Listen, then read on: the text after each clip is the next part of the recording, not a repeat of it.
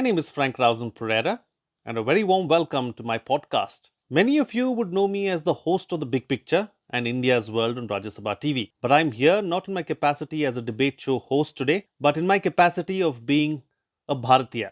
As the title of the podcast suggests, the idea is to put Bharata first, meaning at the center of everything that we do. Through the podcast, I would like to inform, educate, and empower my fellow Bharatiyas. In this series, I'm going to be doing a reading of C. Rajagopalachari's Mahabharata, one chapter at a time.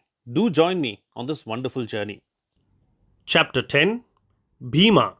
The 5 sons of Pandu and the 100 sons of Dhritarashtra grew up in mirth and merriment at Hastinapura.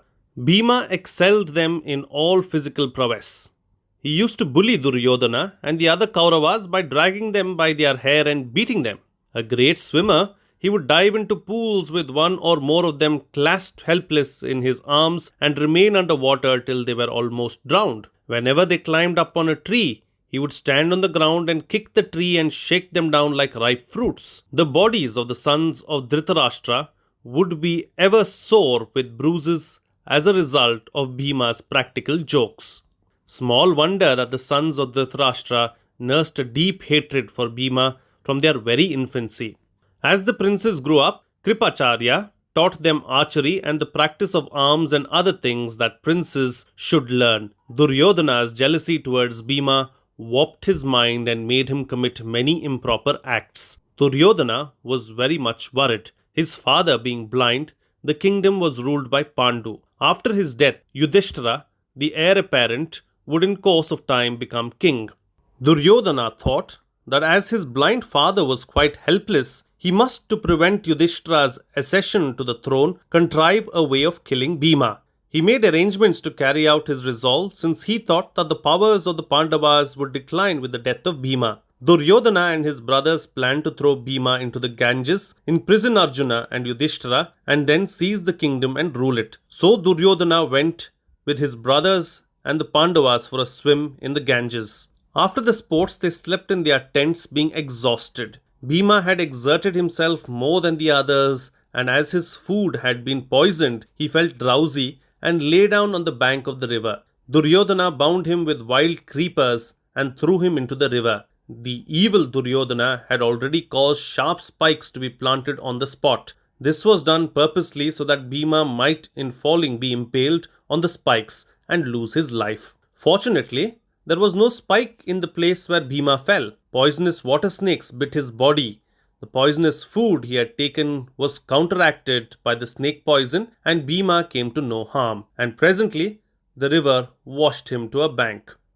Duryodhana thought that Bhima must have died as he had been thrown in the river infested with poisonous snakes and fanged with spikes. So he returned to the city with the rest of the party in great joy. When Yudhishthira inquired about the whereabouts of Bhima, Duryodhana informed him that he had preceded them to the city. Yudhishthira believed Duryodhana, and as soon as he returned home, asked his mother whether Bhima had returned home.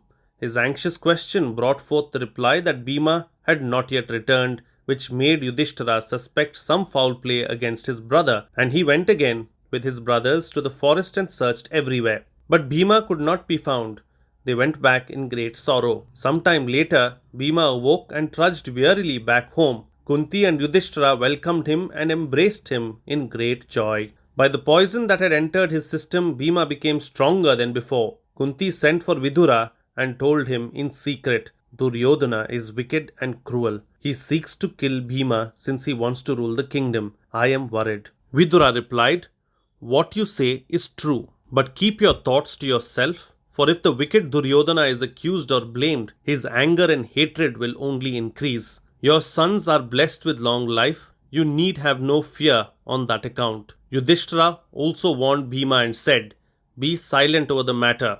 Hereafter, we have to be careful and help one another and protect ourselves. Duryodhana was surprised to see Bhima come back alive. His jealousy and hatred increased.